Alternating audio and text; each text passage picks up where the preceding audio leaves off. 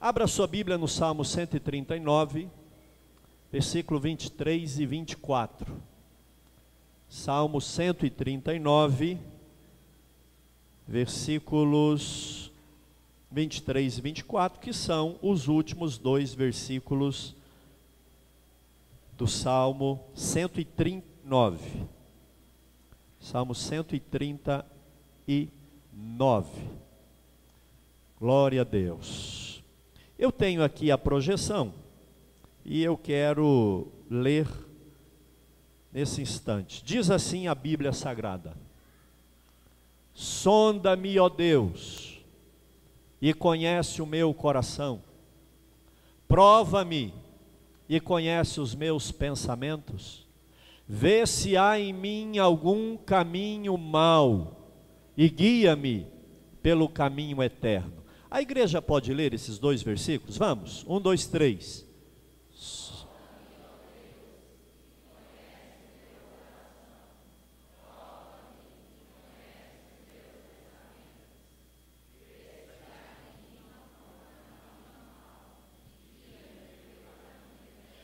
Amados, ainda de pé, nós vamos terminar hoje a quinta e última abordagem do Salmo 139. E nós fomos direcionados por Deus para abordar nesses dois últimos versículos acerca do tema sinceridade diante do Senhor. A igreja pode ler o tema dessa palavra? Vamos lá? Sinceridade diante do Senhor. Tome o seu assento. Deus abençoe a sua vida e nós vamos caminhar aqui.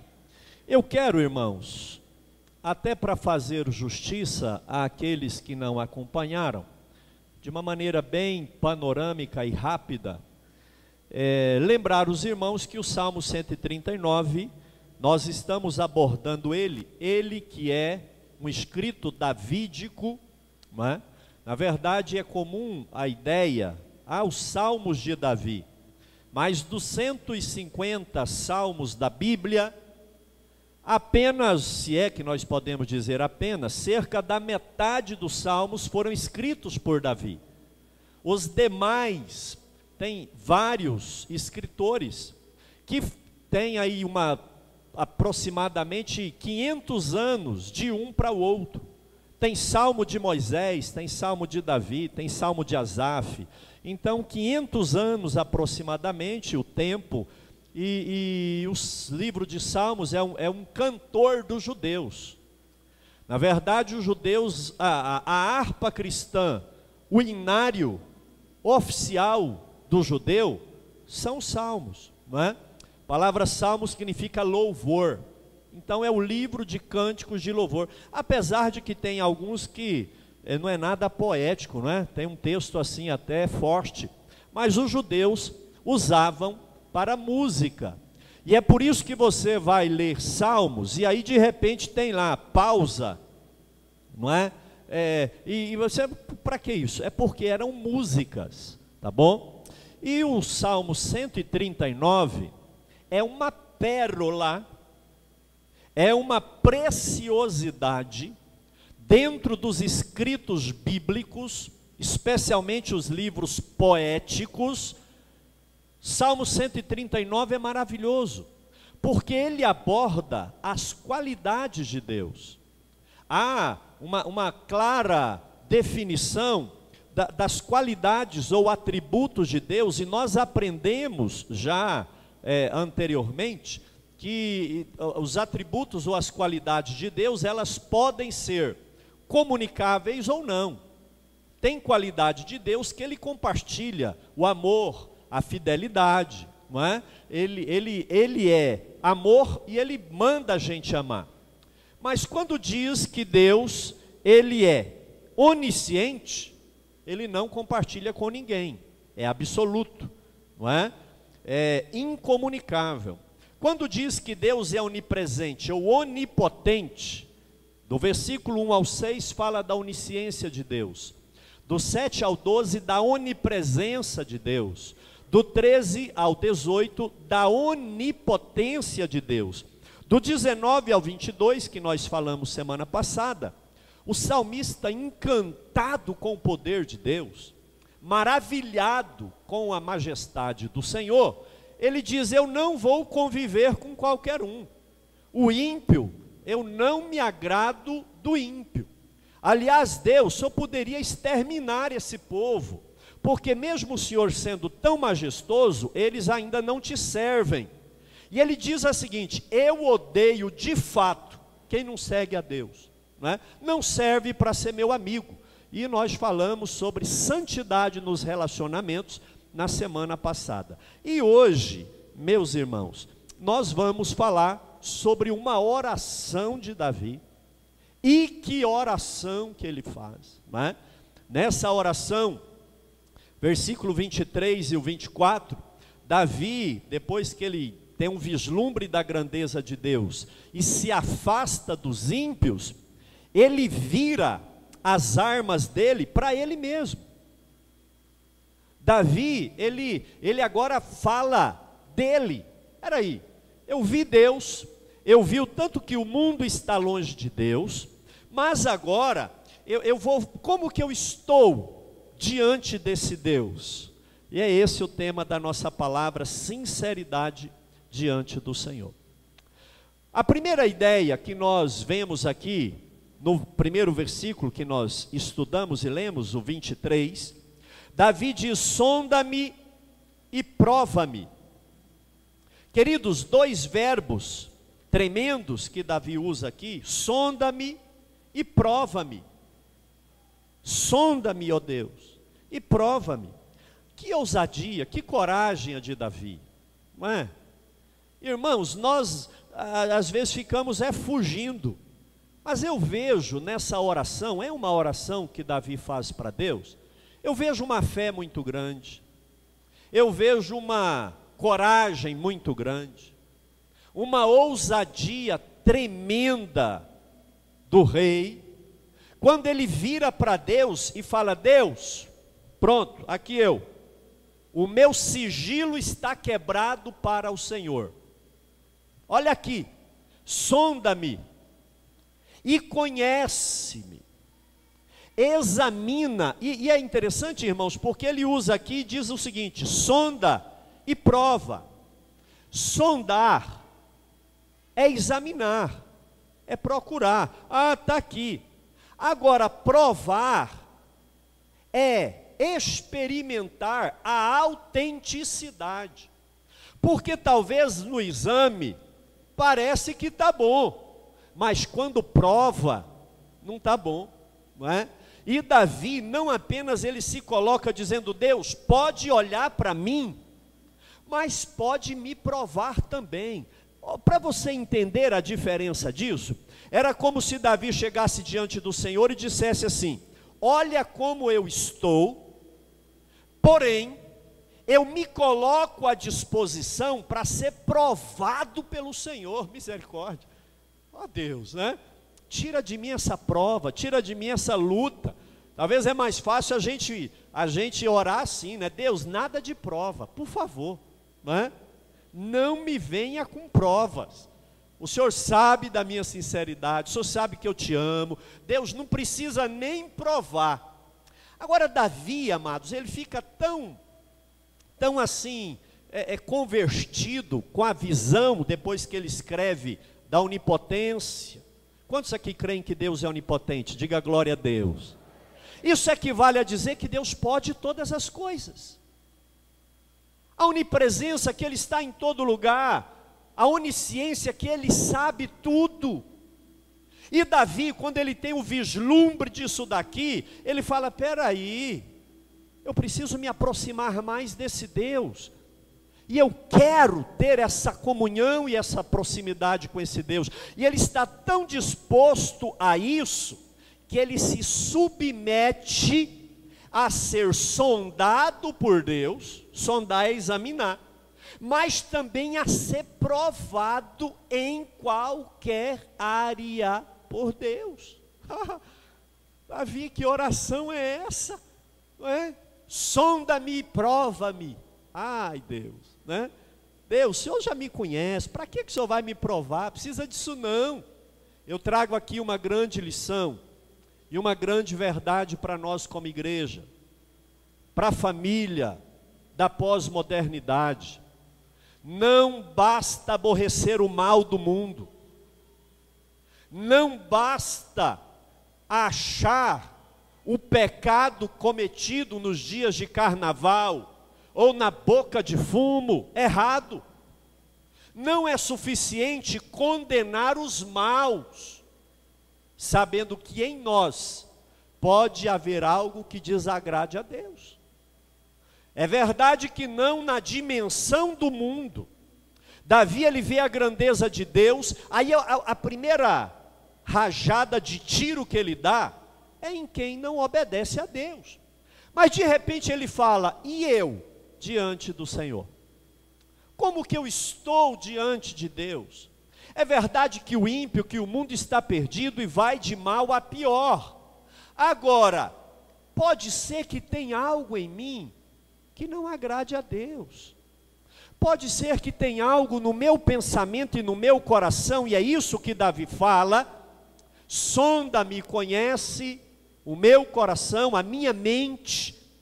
Pode ter algo na minha mente, no recôndito do meu coração, que não agrada a Deus. E o que resolve eu agradar o mundo todo e não agradar a Deus? Não é? Talvez o mundo, as pessoas têm uma imagem de mim, mas diante do Deus onipotente eu não tenho como fugir. E diante do Deus onisciente não tem nada que eu esconda dele, nem o pensamento, nem o que vai lá no íntimo do coração, que eu estou olhando aqui para centenas de rostos, de pessoas, de semblantes, eu não sei o que passa, mas Deus sabe. Se você está preocupado é com a quinta, é com o banco, é com o trabalho, é com a vontade de chegar em casa e descansar ou fazer o quê? Ou se realmente essa palavra está gerando um desconforto santo, não é? Davi fala, como está a minha vida de sinceridade? Como está o meu cristianismo diante de Deus? Não basta eu condenar a prostituição, não é suficiente eu ir contra os que roubam a mão armada, ou até tira a vida de alguém. Será que não tem algo dentro de mim que entristece o Espírito Santo de Deus? Aí Davi para e fala, Deus, sonda-me e me conhece, prova e veja os meus pensamentos. Amados, não basta condenarmos, até que não é papel nosso condenar, não nos compete. Quem já está atolado no erro, é nosso papel olhar e dizer, Deus, me sonda. E tem mais, eu não tenho medo de ser provado pelo Senhor. A joia, o metal, quanto mais puro e valioso, mais provado ele pode ser. Não tem mistura, não tem prata no ouro, não tem pedra, não tem areia, aí ele é provado, ele derrete, mas volta a ser ouro. Agora, quando tem mistura, não aguenta. E quantos de nós que não suportam uma prova, que não suportam uma tribulação, nós, às vezes, queremos receber só o bem de Deus, e não o mal, e às vezes Deus permite o mal, às vezes Deus permite o mal, a luta, a dor. Queridos, existem relatos bíblicos de homens e mulheres de Deus que passaram por tribulações.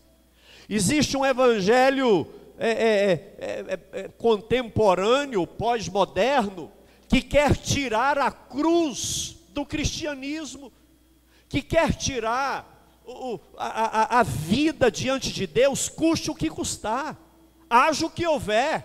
Eu encontrei Deus e pronto, não é? Não, eu não quero tribulação, e eu também não quero. Todavia, seja feita a vontade de Deus na minha vida. Será que nós temos essa ousadia? Não é fácil. Deus, Pode me provar. Deixa eu ver se eu não sou crente. Tem coragem? Não é? Vai que Deus quer fazer igual fez com Jó. Satanás chega e fala: ah, Deus, o Jó é fiel porque o Senhor encheu ele de riqueza.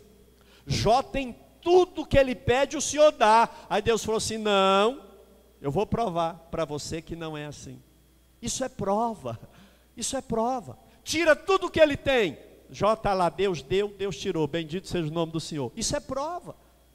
Tira a saúde dele, eu sei que o meu Redentor vive. Isso é prova. Será que nós estamos prontos para sermos provados? Não é? Será que o nosso cristianismo alcança a prova? Ou é um cristianismo de prosperidade apenas? Ou é um cristianismo de milagre apenas? Eu lembro de Sadraque, Mesaque e Abidnego. Como eu amo o testemunho daqueles jovens. Quando o rei manda falar para eles: se vocês não adorarem a imagem,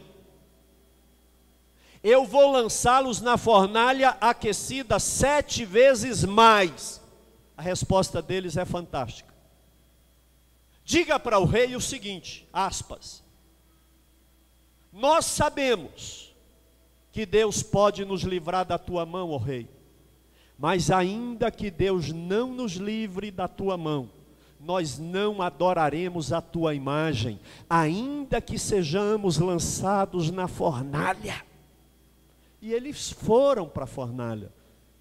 Mas é bom que lá na prova da fornalha, a Bíblia diz que Deus estava andando com eles lá dentro. Amados, quando Deus prova, Ele está junto aplicando a prova. Amém? E às vezes, hoje, alguém está aqui sendo provado, não é?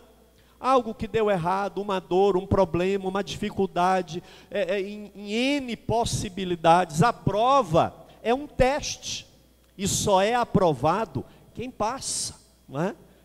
E Davi, de uma maneira atrevida, irmão, olha aqui, esse cara não tem juízo. E se ele perdesse o reinado? Deus falou assim: vamos tirar o trono de Davi, não é? Davi, agora você não é rei mais. Prova, estou aqui, não é? E se Davi pegasse uma doença, um câncer? Prova, eu te amo, o Senhor é Deus da minha vida. Prova. Amados, que tremendo isso, não é? É uma oração ousada de Davi, que todo crente sincero deveria ter coragem de fazer. Deus, eu te aceitei como meu Salvador, a minha vida te pertence, faça da minha vida o que o Senhor quiser. A gente dá a vida para Deus, quando a gente faz o apelo e fala: quem quer entregar a vida para Jesus, né? Aí a gente entrega a vida para Jesus. Ô Jesus, a minha vida, agora me empresta que eu vou cuidar dela. Mas é sua, viu? Já viu isso? É sua. Quando o Senhor precisar e eu puder, aí eu te devolvo ela. Mas é que eu faço o que eu quero. Amados, isso fala: Deus, é sua, pronto, agora o que o Senhor quer de mim? O que o Senhor quer? Quando Davi diz: sonda-me, me examina e me prova, para conhecer o meu coração e a minha mente, é na prova que nós mostramos quem nós somos. Amados, eu tenho uma máxima que eu aprendi, que a verdadeira atitude nossa, o verdadeiro caráter nosso, ele não é mostrado na ação, porém na reação. O que é ação? É aquilo que você planeja. Eu vou fazer isso e tudo arrumadinho, isso é uma ação. Agora, reação é aquilo para o que você não estava esperando. Aí é uma reação. Quando alguém te fecha no trânsito, aí é uma reação, você não estava esperando. Quando alguém te afronta, é uma reação, você não estava esperando aquilo. E isso é prova. Isso é prova. E o que Davi está dizendo aqui é: Deus, me prova. Vê se eu estou crente de verdade, não é? Será que a gente dá conta? Não é? ou nós mesmos já nos reprovamos. Deus não precisa nem provar, eu não vou nem fazer a prova que eu já estou reprovado. Aquele camarada que faz a inscrição no vestibular e não vai fazer a prova, porque sabe que não sabe nada, não é? Será que nós mesmos nos reprovamos? O texto ali do evento das crianças diz assim: procura apresentar-te a Deus aprovado. Aprovado é quem venceu a prova. E nós, amados, precisamos, na nossa família, na nossa vida com Deus, aprender a vencer as provas. Diga para quem está aí do seu lado: é na prova que Deus te conhece. É na prova que Deus te conhece. No domingo de ceia, maravilhoso, aleluia, meu irmão, é mole, não é? Aquele desfile de roupas lindas e elegantes, de perfumes, não é? Colidindo uns com os outros, que povo lindo, que comunhão bonita, é tranquilo. Agora, é na prova que Deus nos conhece. Segunda coisa, a sinceridade de Davi diante de Deus. Irmãos, Davi no 24, ele fala: me sonda e me prova, vê se há em mim algum caminho mau. Caminho mau no hebraico é caminho de dor. Caminho de dor é aquela atitude, porque não é o caminho de dor, é onde ou o que eu faço que vai resultar em dor. Caminho mau é toda e qualquer semeadura ruim. Literalmente, do hebraico para o português, caminho mau é caminho de dor. Caminho que no final vai ter sofrimento. É isso daí, caminho mau. E Davi diz: me sonda e me conhece, me prova e conhece o meu coração, a minha mente, e vê se há em mim algum caminho mau, né? Eu acho interessante porque em 1 Coríntios 11, 28, aquele texto da ceia, Paulo escreve dizendo assim: examine-se o homem a si mesmo, e aí come desse pão e bebe desse cálice, não é? Agora aqui, Davi está dizendo: não, eu me examinei, está tudo ok, agora eu quero que Deus me examine. Interessante isso, né? Às vezes a gente faz uma leitura equivocada. E o texto aqui, a ideia desse texto é que Davi está dizendo assim: vê se há algum caminho mau e pode expor isso. Eu não estou escondendo, não. Eu não tenho o que esconder. Deus, será que eu não estou usando máscaras diante do Senhor? Com uma fachada assembleiana, cristã, evangélica, crente? Será que eu não venho aqui assim, mas lá no íntimo é mentira? E aí vem a ideia da sinceridade. Chegar diante de Deus e falar assim: Deus, vê se tem alguma coisa má em mim. Vê se tem algum caminho que o resultado vai ser sofrimento. Se eu estou com atitudes, com decisões, o meu caráter, as minhas escolhas não são autênticas para com a esposa, para com a igreja, para com os filhos, para com o patrão, para com os empregados. Vê se tem alguma coisa maquiada em mim. Vê se tem algum caminho mau. Se tem, pode trazer à tona, pode expor. Isso é sinceridade. Eu não tenho nada que esconder, não é? Pode pegar aqui, olhar os meus arquivos no telefone, as conversas que eu fiz, não é? Já imaginou pegar aqui, projetar ali naquela tela tudo que você digitou hoje?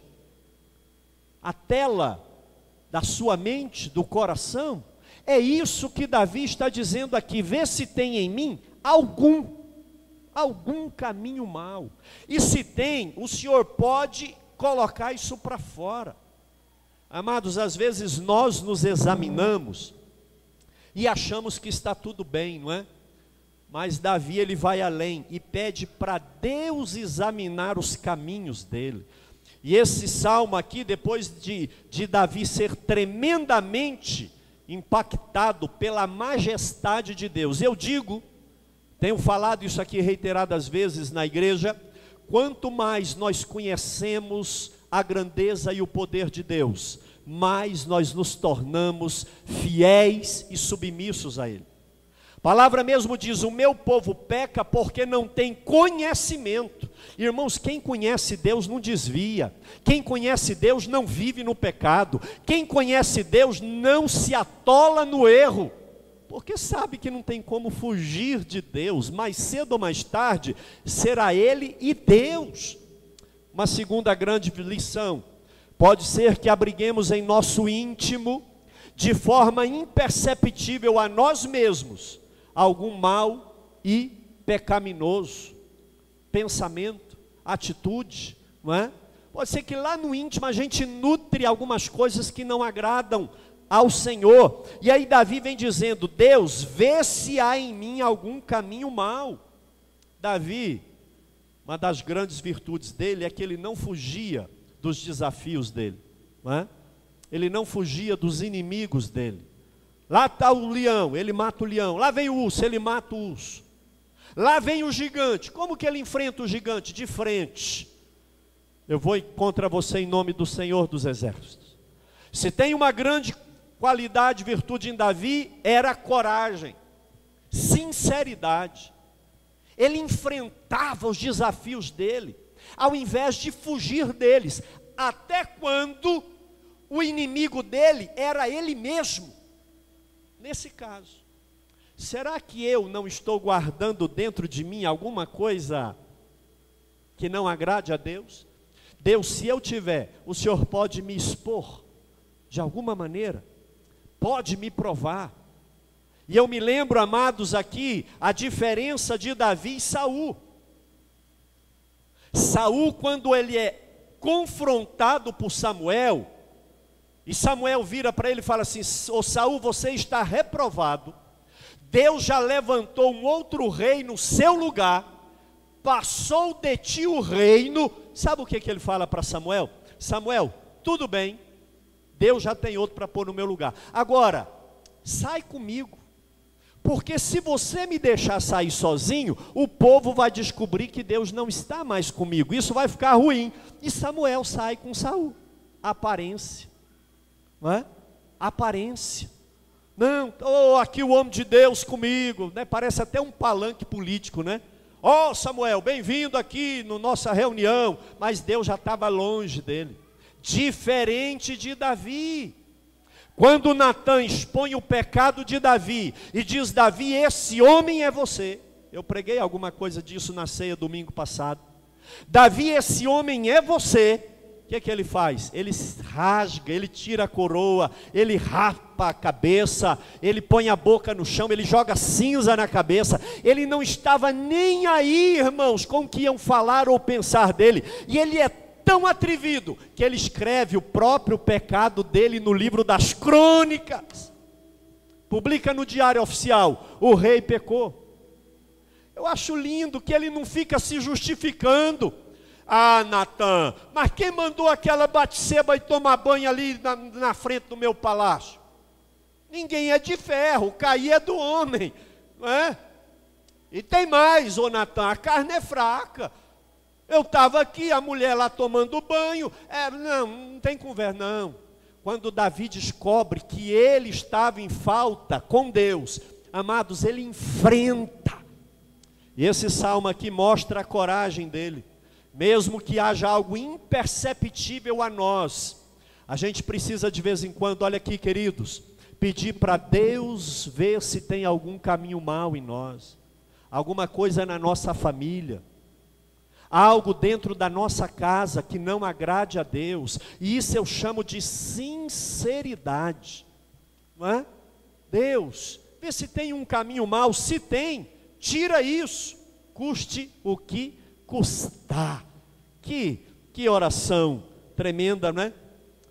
1 Coríntios 10, 31, a igreja pode ler, por favor, todos? Vamos lá? Portanto,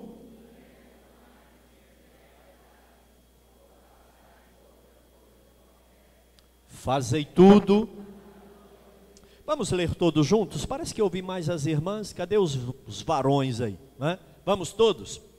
Portanto, quer comais, quer bebais, ou façais outra coisa qualquer. Amado, será que nós fazemos tudo para a glória de Deus? Será que a nossa vida é para a glória de Deus? Os nossos projetos são para a glória de Deus? Os nossos filhos são para a glória de Deus?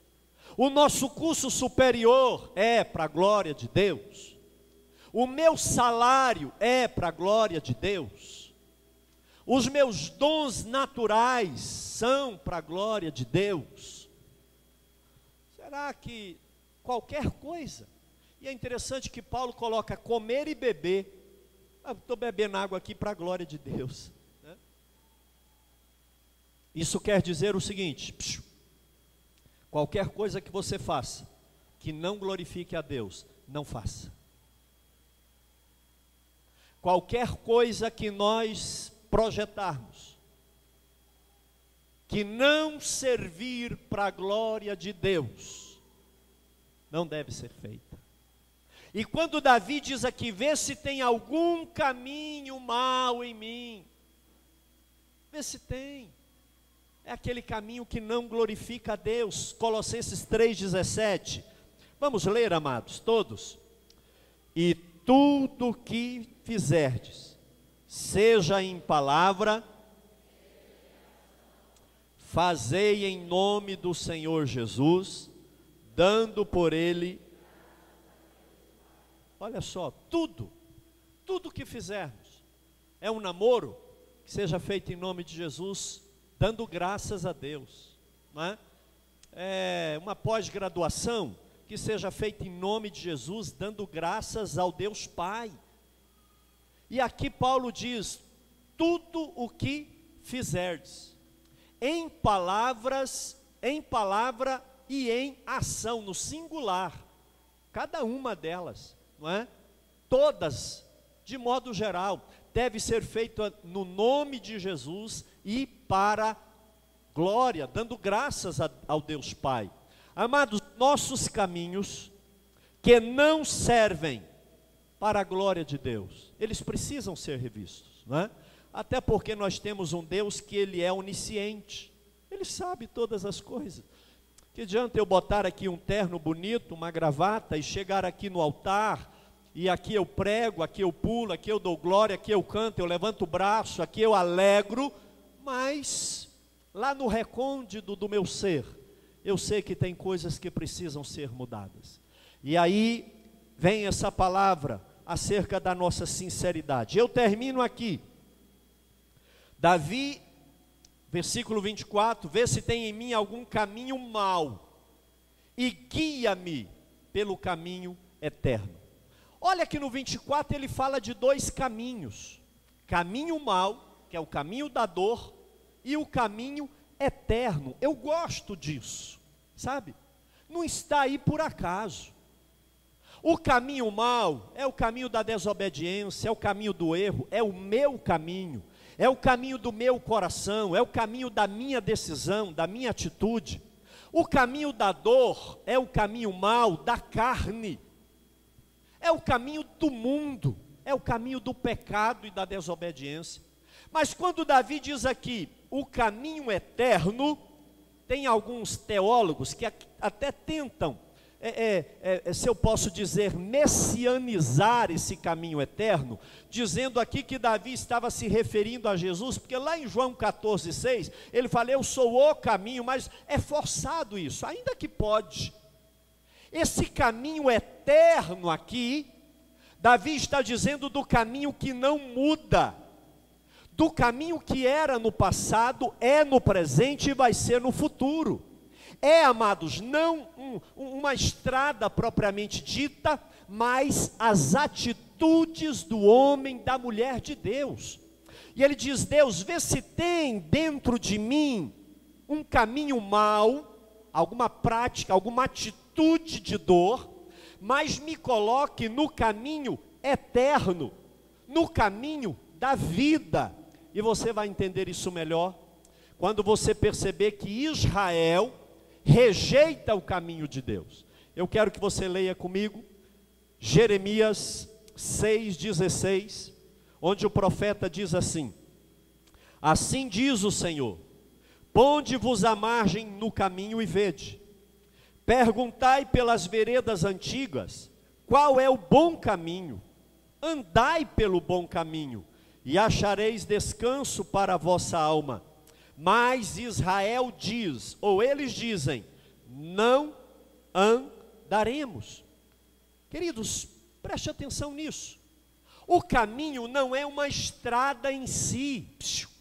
O caminho é a obediência. O caminho é a obediência à palavra de Deus. Esse é o caminho eterno. A palavra de Deus é eterna, não muda. A palavra de Deus é bússola. A palavra de Deus é guia. A palavra de Deus é orientação. A palavra de Deus é aquilo que nos conduz. O caminho eterno é este aqui, ó. Deus está dizendo aqui para Israel: ponde-vos à margem do caminho e vede, perguntai pelas veredas antigas. Que veredas antigas? Os mandamentos, as ordenanças de Deus. O que Deus falou para Israel fazer? E aqui é colocado como veredas antigas.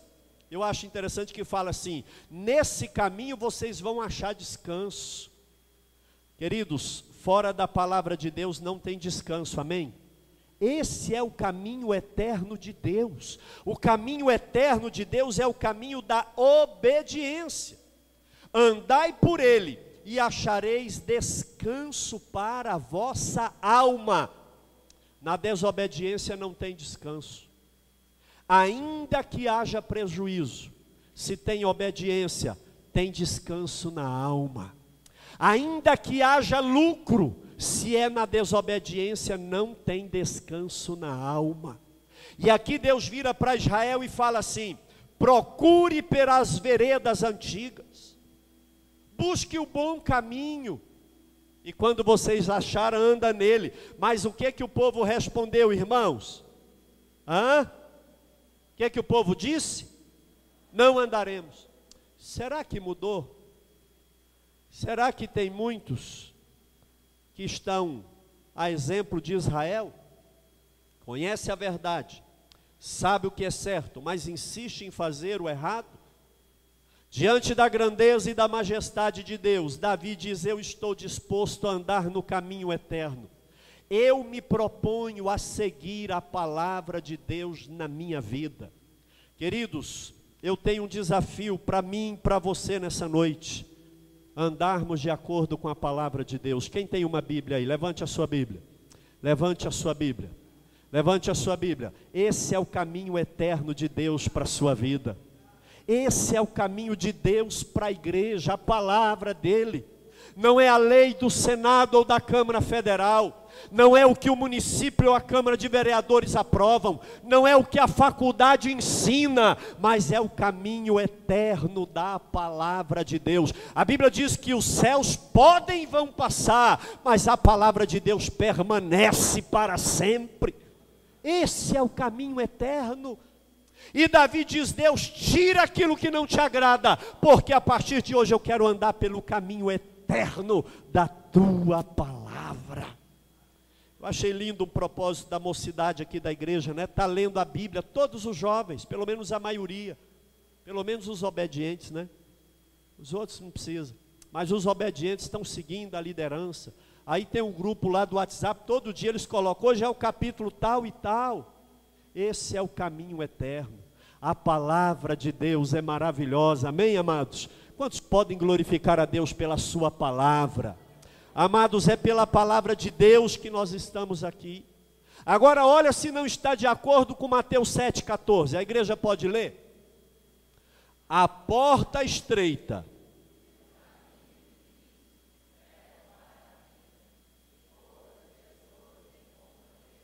Eu peguei a linguagem de hoje, que é um pouco diferente da atualizada, corrigida, não é? Mas aqui quem falou isso foi Jesus. Eu já estou terminando. Jesus disse: olha, o caminho difícil leva para a vida, e poucas pessoas conseguem passar por esse caminho.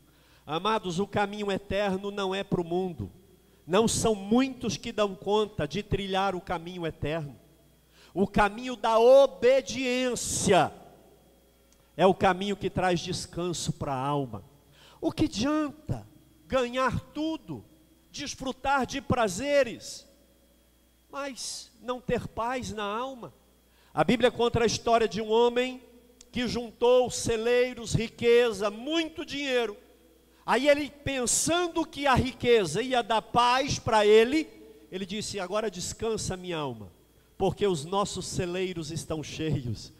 Aí ele escuta uma voz: louco, o que você tem ajuntado vai ficar para quem? Porque nessa noite pedirão a tua alma. É loucura não andar no caminho eterno.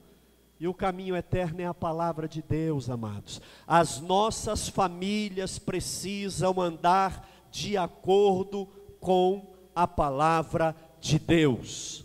A obediência é o caminho eterno de Deus para a sua vida. Amém, amados? E eu termino aqui. Deuteronômio 30. Deus diz assim: vê que proponho hoje a vida e o bem, a morte e o mal. Se guardardes o que, igreja? O caminho, o mandamento. Se guardardes o mandamento que hoje te ordeno, que ames o Senhor teu Deus, andes no seu que, igreja? E guardes os seus mandamentos, estatutos e juízos, então viverás e te multiplicarás, e o Senhor teu Deus te abençoará na terra, a qual passará para possuir. Porém, se o teu coração se desviar, e não quiser dar ouvido, e fores seduzidos, e te inclinares a outros deuses e os servires, então hoje te declaro que certamente perecerás. Caminho da dor, caminho mau. Não permanecerás longo tempo na terra a qual vais, passando o Jordão para possuirdes. Os céus e a terra tomo hoje por testemunha contra ti, que te propus a vida e a morte, a bênção e a maldição. Escolhe a vida para que vivas, e a tua descendência. É Deus que conhece a sinceridade do coração do homem. Amados, vamos ficar de pé. Eu convido você para ficar de pé nesse instante. Eu já termino aqui essa palavra. Salmo 139, as 5 abordagens que nós fizemos aqui dele, da grandeza de Deus, da majestade de Deus. Mas o que resolve saber que Deus é tudo isso, se eu não tenho uma vida de obediência a Ele? Na verdade, esse estudo do Salmo 139 é um chamado a andarmos de acordo com a palavra de Deus na nossa vida. Leve a palavra de Deus para sua casa. Queridos, tem muitas verdades circulando aí nos grupos de WhatsApp, vídeo, mensagem, texto, não é? Leva isso para dentro da sua casa. Coloca isso dentro de você. Se nós mandássemos menos para os outros e mais para nós, nós seríamos muito melhores. Antes de mandar para alguém, isso serve para mim? Eu estou de acordo com isso? Se não está, segure para você. Não compartilhe aquilo que te reprova. Se nós tomarmos posse disso, e cada um receber, e dizer: Deus, me sonda e me prova, e se tiver algum caminho mau, tira ele de mim, tira esse caminho mau de mim, e me leva para o caminho eterno da obediência à sua palavra. Nós seremos cristãos muito melhores, e a nossa família será muito melhor para a glória de Deus. O caminho eterno é o caminho da obediência à palavra de Deus, que é onipotente, que é onisciente e que é onipresente. Amém, amados?